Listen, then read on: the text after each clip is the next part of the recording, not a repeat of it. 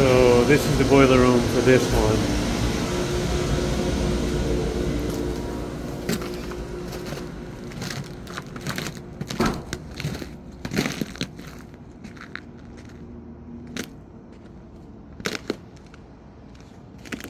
This is our view. We're up 10 stories.